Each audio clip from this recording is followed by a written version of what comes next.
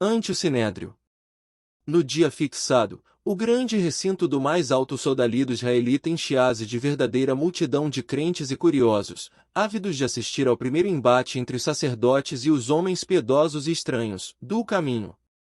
A Assembleia congraçava o que Jerusalém tinha de mais aristocrático e de mais culto. Os mendigos, porém, não tiveram acesso, embora se tratasse de um ato público. O sinédrio exibia suas personagens mais eminentes. De mistura com os sacerdotes e mestres de Israel, notava-se a presença das personalidades mais salientes do farisaísmo. Lá estavam representantes de todas as sinagogas. Compreendendo a acuidade intelectual de Estevão, Saulo queria fornecer-lhe um confronto do cenário em que dominava o seu talento, com a igreja humilde dos adeptos do carpinteiro de Nazaré. No fundo, seu propósito radicava na jactanciosa demonstração de superioridade, afagando, ao mesmo tempo, a íntima esperança de conquistá-lo para as hostes do judaísmo. Preparara, por isso, a reunião com todos os requisitos, de feição a impressionar-lhe os sentidos. Estevão comparecia como um homem chamado a defender-se das acusações a ele imputadas, não como prisioneiro comum obrigado a acertar contas com a justiça. Examinando, pois, a situação, rogou com insistência aos apóstolos galileus não o acompanhassem, considerando, não só a necessidade de permanecerem junto dos sofredores, como também a possível ocorrência de sérios atritos, no caso de comparecimento dos adeptos do caminho, dada a firmeza de ânimo com que procuraria salvaguardar a pureza e a liberdade do Evangelho do Cristo. Além disso, os recursos de que poderiam dispor eram demasiadamente simples e não seria justo afrontar com eles o poderio supremo dos sacerdotes, que tinham encontrado recursos para crucificar o próprio Messias. Em favor do caminho pontificavam, apenas, aqueles enfermos desventurados. As convicções puras dos mais humildes. A gratidão dos mais infelizes, única força poderosa pelo seu conteúdo de virtude divina, a lhes amparar a causa perante as autoridades dominantes do mundo. Assim ponderando, disputava o júbilo de assumir, sozinho, a responsabilidade da sua atitude, sem comprometer qualquer companheiro, tal como fizera Jesus um dia, no seu apostolado sublime. Se necessário, não desdenharia a possibilidade do derradeiro sacrifício, no sagrado testemunho de amor ao seu coração augusto e misericordioso. O sofrimento, por ele, ser-lhe-ia suave e doce. Sua argumentação vencera o bom desejo dos companheiros mais veementes. Assim, sem amparo de qualquer amigo, compareceu ao sinédrio, tomado de forte impressão ao lhe observar a grandeza e a suntuosidade. Habituado aos quadros tristes e pobres dos subúrbios, onde se refugiavam os infelizes de toda espécie, deslumbrava-se com a riqueza do templo, com o aspecto soberbo da torre dos romanos, com os edifícios residenciais de estilo grego, com a feição exterior das sinagogas que se espalhavam em grande número por toda parte. Compreendendo a importância daquela seção a que acorriam os elementos de escol, por identificarem o invulgar interesse de Saulo, que, no momento, era a expressão de mocidade mais vibrante do judaísmo, o sinédrio requisitara o concurso da autoridade romana para a absoluta manutenção da ordem. A corte provincial não regateara providências. Os próprios patrícios residentes em Jerusalém compareceram, numerosos, ao grande feito do dia, considerando que se tratava do primeiro processo em torno das ideias ensinadas pelo profeta Nazareno, depois da sua crucificação, que deixará tanta perplexidade e tantas dúvidas no espírito público. Quando o grande recinto regurgitava de pessoas de alto destaque social, Estevão sentou-se no lugar previamente designado, conduzido por um ministro do templo, ali permanecendo sob a guarda de soldados que o fixavam ironicamente. A sessão começou com todas as cerimônias regimentais. Ao iniciar os trabalhos, o sumo sacerdote anunciou a escolha de Saulo, consoante seu próprio desejo, para interpelar o denunciado e averiguar a extensão de sua culpa no aviltamento dos princípios sagrados da raça. Recebendo o convite para funcionar como juiz do feito, o jovem tarcense esboçou um sorriso triunfante.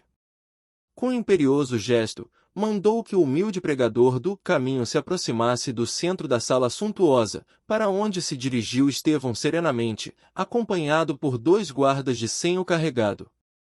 Um moço de Corinto fixou o quadro que o rodeava, considerando o contraste de uma e outra assembleia e recordando a última reunião da sua igreja pobre, onde fora compelido a conhecer tão caprichoso antagonista. Não seriam aquelas as ovelhas perdidas da casa de Israel, a que aludia Jesus nos seus vigorosos ensinamentos? Ainda que o judaísmo não houvesse aceitado a missão do Evangelho, como conciliava ele as observações sagradas dos profetas e sua elevada exemplificação de virtude, com a avareza e o desregramento? O próprio Moisés fora escravo e, por dedicação ao seu povo, sofrerá inúmeras dificuldades em todos os dias da existência consagrada ao Todo-Poderoso. Jó padecera miséria sem nome e dera testemunho de fé nos sofrimentos mais acerbos. Jeremias chorara incompreendido. Amós experimentara o fel da ingratidão. Como poderiam os israelitas harmonizar o egoísmo com a sabedoria amorosa dos salmos de Davi?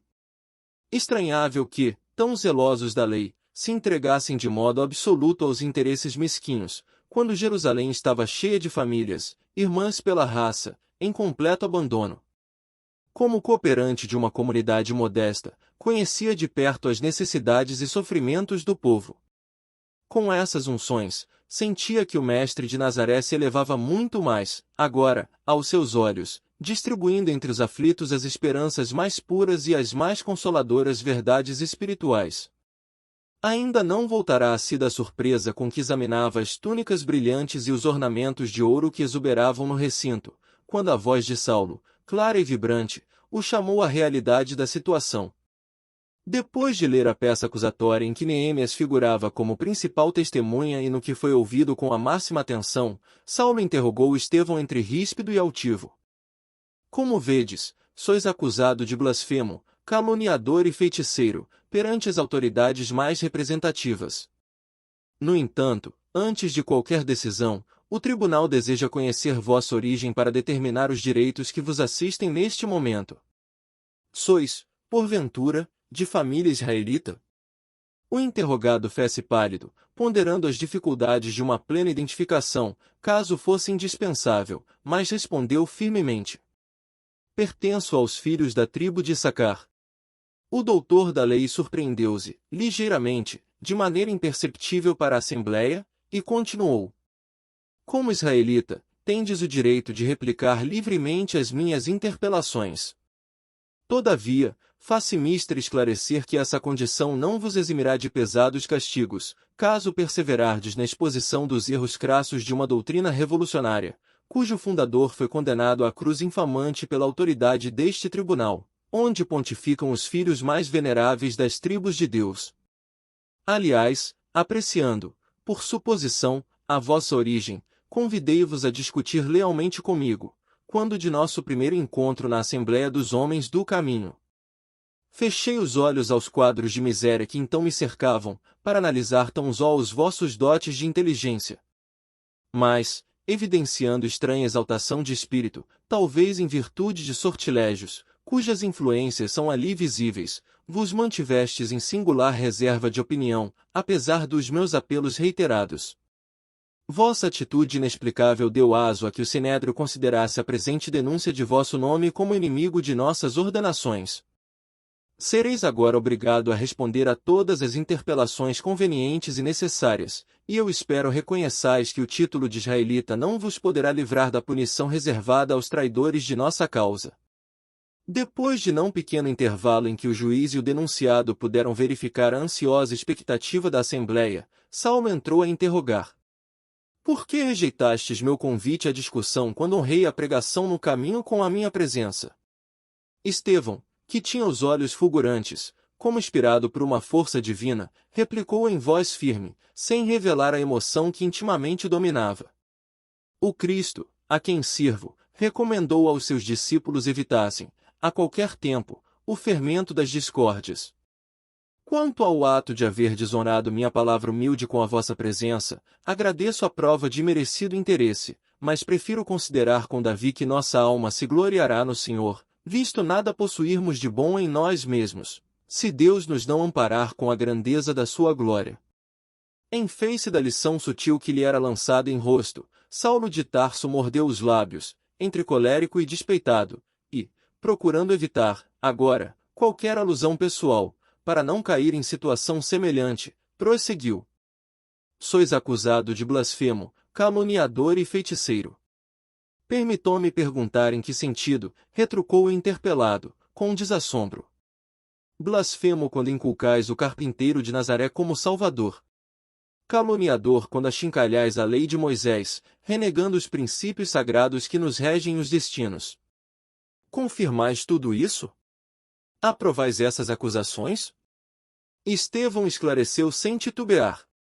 Mantenham minha crença de que o Cristo é o Salvador prometido pelo Eterno, através dos ensinos dos profetas de Israel, que choraram e sofreram no decurso de longos séculos, por transmitir-nos os júbilos doces da promessa.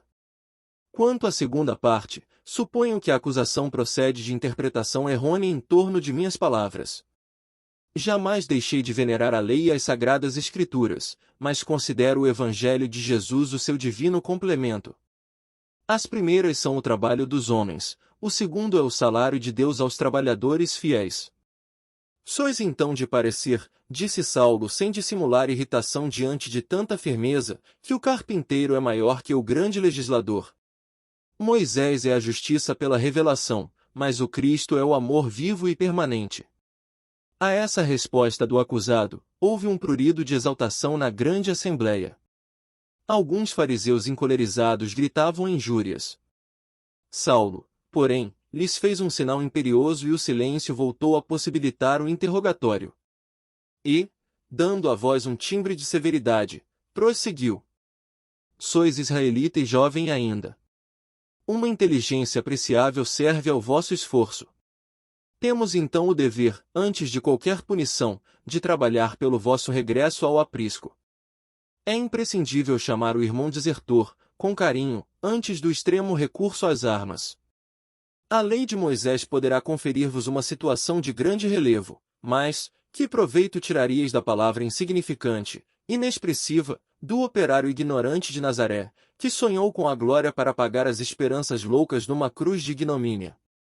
Desprezo o valor puramente convencional que a lei me poderia oferecer em troca do apoio à política do mundo, que se transforma todos os dias, considerando que a nossa segurança reside na consciência iluminada com Deus e para Deus. Mas, que esperais do mistificador que lançou a confusão entre nós, para morrer no Calvário? Tornou Saulo exaltadamente. O discípulo do Cristo deve saber a quem serve e eu me honro em ser instrumento humilde nas suas mãos. Não precisamos de um inovador para a vida de Israel.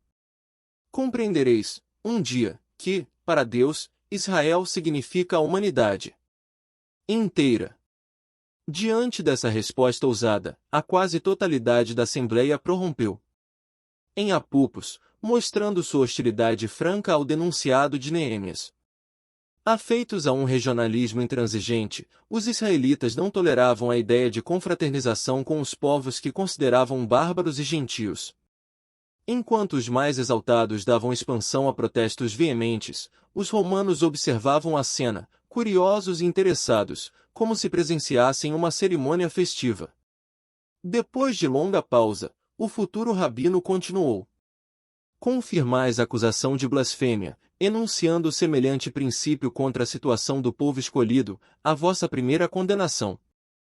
E isso não me atemoriza, disse o acusado, resoluto. As ilusões orgulhosas que nos conduziriam a tenebrosos abismos, prefiro acreditar, com o Cristo, que todos os homens são filhos de Deus, merecendo o carinho do mesmo Pai. Saulo mordeu os lábios raivosamente, e, acentuando sua atitude rigorosa de julgador, prosseguiu com aspereza. Caluniais Moisés, proferindo tais palavras. Aguardo vossa confirmação. O interpelado, dessa vez, endereçou-lhe significativo olhar e murmurou. Por que aguardais minha confirmação se obedeceis a um critério arbitrário? O Evangelho desconhece as complicações da casuística. Não desdenho Moisés, mas não posso deixar de proclamar a superioridade de Jesus Cristo. Podeis lavrar sentenças e proferir anátemas contra mim. Entretanto, é necessário que alguém coopere com o Salvador no restabelecimento da verdade acima de tudo, e sem embargo das mais dolorosas consequências. Aqui estou para fazê-lo e saberei pagar, pelo mestre, o preço da mais pura fidelidade. Depois de cessar o abafado vozerio da assistência, Saulo voltou a dizer: o tribunal reconheceu-vos como caluniador, passível das punições atinentes a esse título odioso. E tão logo foram grafadas as novas declarações pelo escriba que anotava os termos da inquirição, acentuou sem disfarçar a ira que o dominava. É indispensável não esquecer que sois acusado de feiticeiro. Que respondeis a semelhante arguição? De que me acusam, nesse particular? Interrogou o pregador do caminho, com galhardia. Eu próprio vos vi curar uma jovem muda, num dia de sábado, e ignoro a natureza dos sortilégios que utilizastes nesse feito. Não fui eu quem praticou esse ato de amor, como, certamente, me ouvistes afirmar. Foi o Cristo, por intermédio de minha pobreza, que nada tem de boa.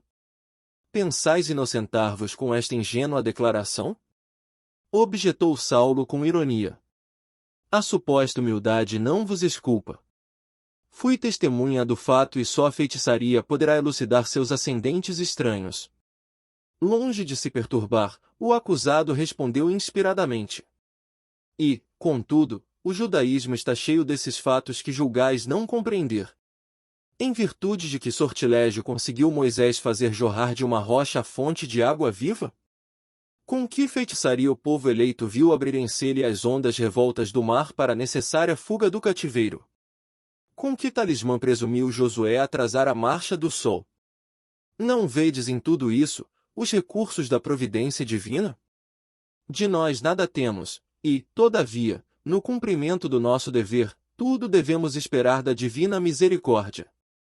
Analisando a resposta concisa, reveladora de raciocínios lógicos, irretorquíveis, o doutor de Tarso quase rilhou os dentes.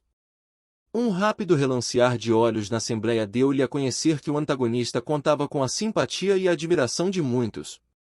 Chegava a desconceifar-se intimamente. Como recuperar a calma, dado o temperamento impulsivo que o levava aos extremos emotivos? Examinando a última assertiva de Estevão, sentia dificuldade em coordenar uma argumentação decisiva. Sem poder revelar o desapontamento próprio, incapaz de encontrar a resposta devida, considerou a urgência de uma saída a propósito e dirigiu-se ao sumo sacerdote, nestes termos. O acusado confirma, por sua palavra, a denúncia de que foi objeto.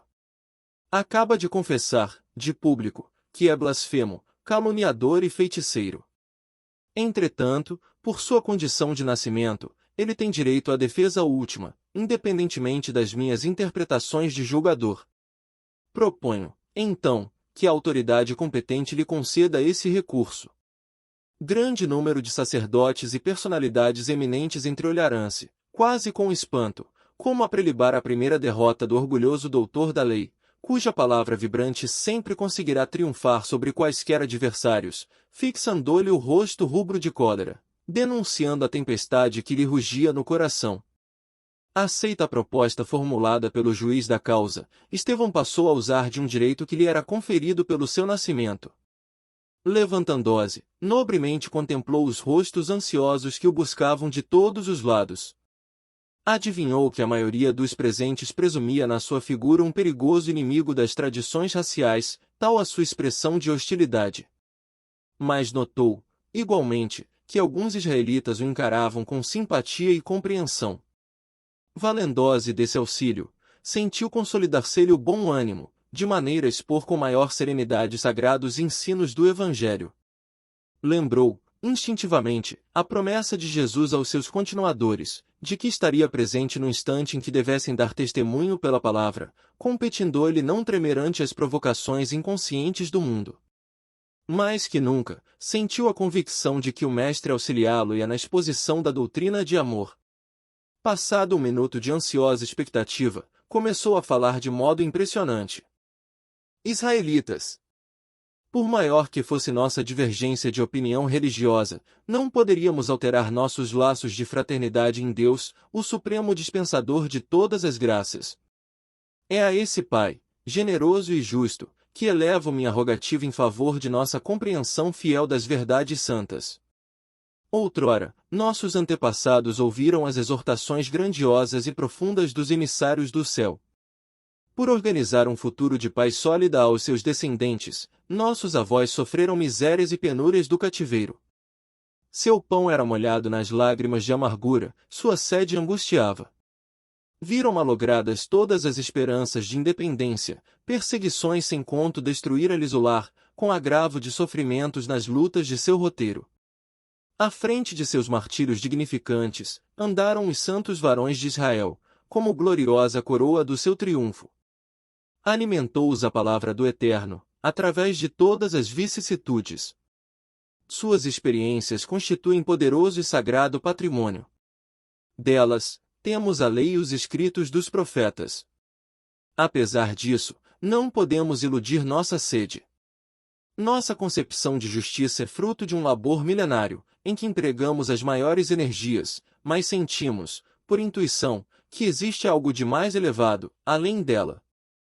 Temos o cárcere para os que se transviam, o vale dos imundos para os que adoecem sem a proteção da família, a lapidação na praça pública para a mulher que fraqueja, a escravidão para os endividados, os 39 açoites para os mais infelizes.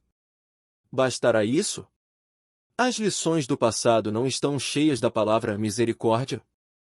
Algo nos fala a consciência, de uma vida maior, que inspira sentimentos mais elevados e mais belos. Ingente foi o trabalho no curso longo e multissecular, mas o Deus justo respondeu aos angustiados apelos do coração, enviando-nos seu Filho bem-amado, o Cristo Jesus. A Assembleia ouvia grandemente surpreendida.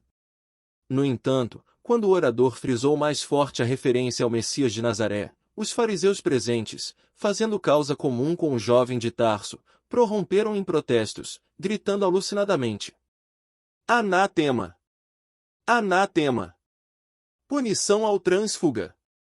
Estevão recebeu com serenidade a tormenta objurgatória e, tão logo foi a ordem restabelecida, prosseguiu com firmeza: Por que me apupais desta forma?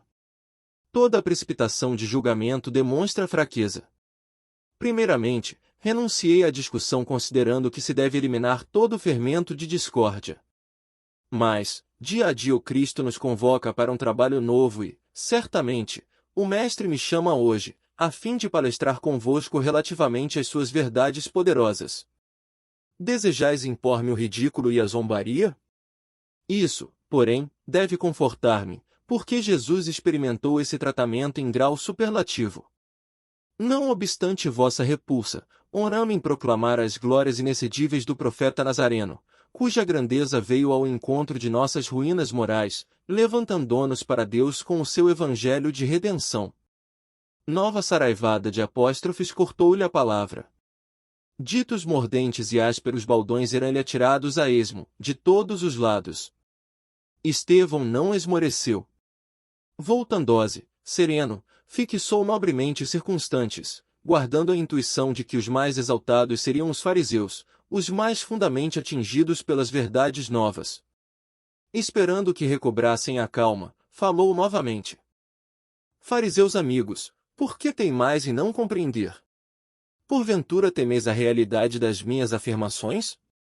Se vossos protestos se fundam nesse receio, calai-vos para que eu continue. Lembrai-vos de que me refiro aos nossos erros do passado e quem se associa na culpa dá testemunho de amor, no capítulo das reparações. Apesar de nossas misérias, Deus nos ama e, reconhecendo eu a própria indigência, não poderia falar-vos senão como irmão. Entretanto, se expressais desespero e revolta, recordai que não poderemos fugir à realidade da nossa profunda insignificância. Lestes, acaso, as lições de Isaías?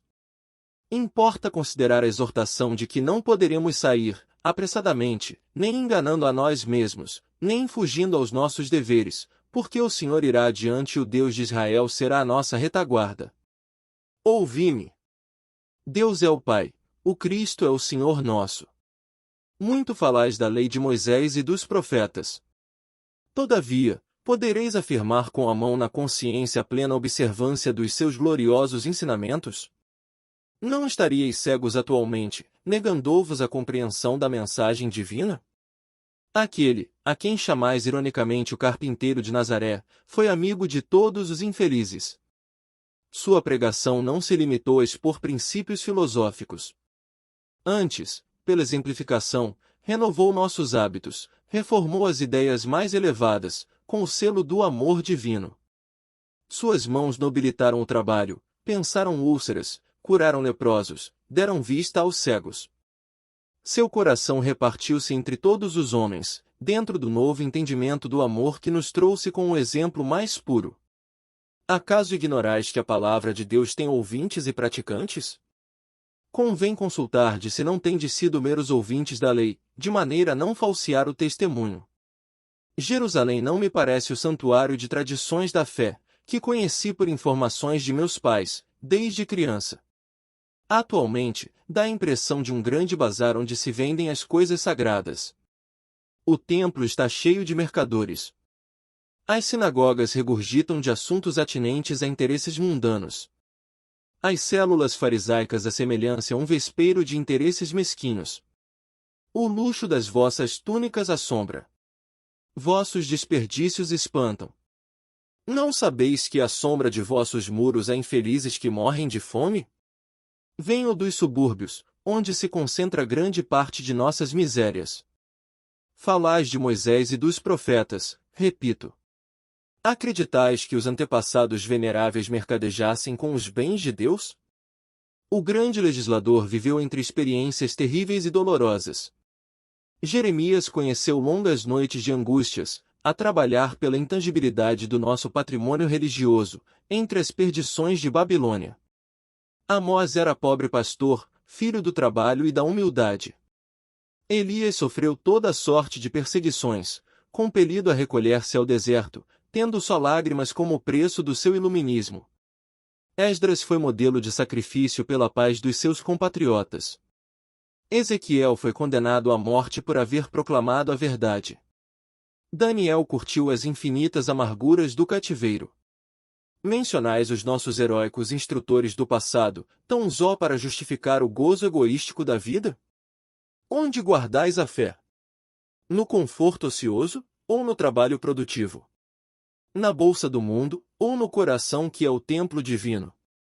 Incentivais a revolta e quereis a paz? Explorais o próximo e falais de amor a Deus? Não vos lembrais de que o Eterno não pode aceitar o louvor dos lábios quando o coração da criatura permanece dele distante? A assembleia, ante o sopro daquela sublime inspiração, parecia imóvel, incapaz de se definir. Muitos israelitas supunham ver em Estevão o ressurgimento de um dos primeiros profetas da raça. Mas os fariseus, como se quebrassem a misteriosa força que os emudecia, romperam em algazarra ensurdecedora, gesticulando a esmo, proferindo impropérios, no propósito de atenuar a forte impressão causada pelos surtos eloquentes e calorosos do orador. Apedrejemos o imundo. Matemos a calúnia. Anátema ao caminho de Satanás. Nesse comenos, Saulo levantou-se rubro de cólera. Não conseguia disfarçar a fúria do temperamento impulsivo, a desbordar-lhe dos olhos inquietos e brilhantes. Caminhou presto para o acusado, dando a entender que ia caçar-lhe a palavra, e a assembléia logo se acalmou, embora continuasse o rumor dos comentários abafados. Percebendo que ia talvez ser coagido pela violência, mas que os fariseus pediam sua morte, Estevão fixou os mais irônicos e arrebatados, exclamando em voz alta e tranquila: Vossa atitude não me intimida. O Cristo foi solícito no recomendar não temêssemos os que só podem matar-nos o corpo. Não pôde prosseguir. Um moço tarcense, mãos à cintura, olhar iracundo e gestos rudes como se defrontasse um malfeitor comum, gritou-lhe furiosamente no ouvido: Basta! Basta! Nem mais uma palavra! Agora que te foi concedido o último recurso inutilmente, também usarei o que me faculta a condição do nascimento, em face de um irmão desertor.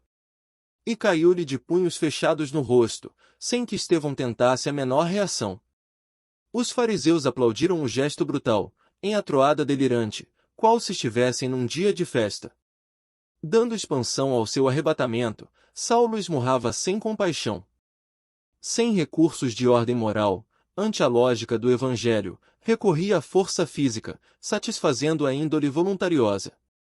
O pregador do caminho, submetido a tais extremos, implorava de Jesus a necessária assistência para não se trair no testemunho.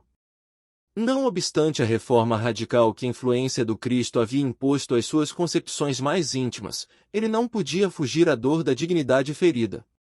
Procurou, contudo, recompor imediatamente as energias interiores, na compreensão da renúncia que o Mestre predicara como lição suprema. Lembrou os sacrifícios do Pai em Corinto, reviu na imaginação o seu suplício e morte.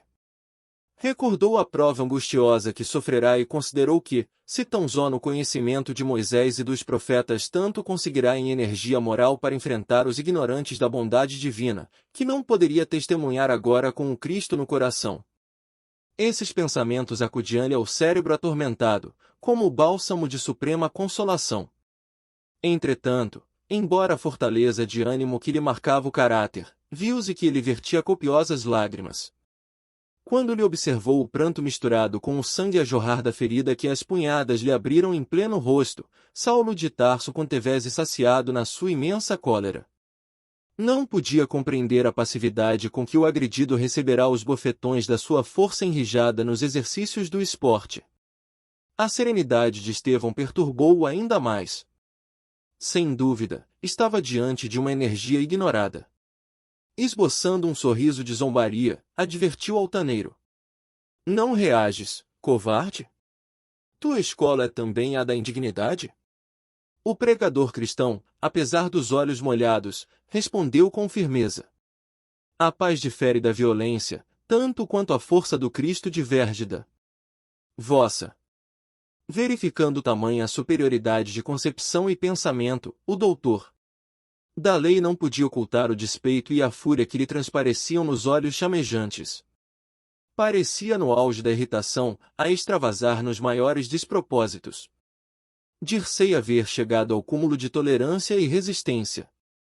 Voltando-se para observar a aprovação dos seus partidários, que se contavam por maioria, dirigiu-se ao sumo sacerdote e impetrou uma sentença cruel. Treme-lhe a voz, pelo esforço físico despendido. Analisando a peça condenatória, acrescentou o fano, e, considerados os graves insultos aqui bolsados, como juiz da causa rogo seja o réu lapidado. Frenéticos aplausos secundarão-lhe a palavra inflexível. Os fariseus tão duramente atingidos pelo verbo ardente do discípulo do Evangelho supunham vingar, desse modo, o que consideravam escárnio criminoso às suas prerrogativas. A autoridade superior recebeu o alvitre e procurou submetê-lo à votação no reduzido círculo dos colegas mais eminentes. Foi então que Gamaliel, depois de palestrar em voz baixa com os colegas de elevada investidura, comentando talvez o caráter generoso e a incoercível impulsividade dos discípulos, dando-lhes a entender que a sanção proposta seria a morte imediata do pregador do caminho, levantou-se no inquieto cenáculo e ponderou nobremente. Tendo voto neste tribunal e não desejando precipitar a solução de um problema de consciência, proponho que se estude mais ponderadamente a sentença pedida, retendo-se o acusado em calabouço até que se esclareça sua responsabilidade perante a justiça. Saulo percebeu o ponto de vista do antigo mestre, inferindo que ele punha em jogo o seu reconhecido pendor à tolerância. Aquela advertência contrariava-lhe sobremaneira os propósitos resolutos, mas, sabendo que não lhe poderia ultrapassar a autoridade veneranda, acentuou. Aceito a proposição na qualidade de juiz do feito. Entretanto, adiada a execução da pena, qual fora de desejar e tendo em vista o veneno destilado pelo verbo irreverente e ingrato do réu, espero seja este algemado e recolhido imediatamente ao cárcere. E proponho igualmente investigações mais amplas sobre as atividades supostamente piedosas dos perigosos crentes do caminho, a fim de que se extirpe na raiz a noção de indisciplina por eles criada contra a lei de Moisés, movimento revolucionário de consequências imprevisíveis, que significa, em substância, desordem e confusão em nossas próprias fileiras e ominoso esquecimento das ordenações divinas, conjurando assim a propagação do mal, cujo crescimento intensificará os castigos. A nova proposta foi plenamente aprovada. Com a sua profunda experiência dos homens, Gamaliel compreendeu que era indispensável conceder alguma coisa. Ali mesmo, Saulo de Tarso foi autorizado pelo Sinédrio a iniciar as mais latas diligências em torno das atividades do caminho, com ordem de admoestar, corrigir e prender todos os descendentes de Israel dominados pelos sentimentos colhidos no Evangelho, considerado, desde aquela hora, pelo regionalismo semita, como repositório de veneno ideológico, com que o ousado carpinteiro nazareno pretendia revolucionar a vida israelita, operando a dissolução dos seus elos mais legítimos.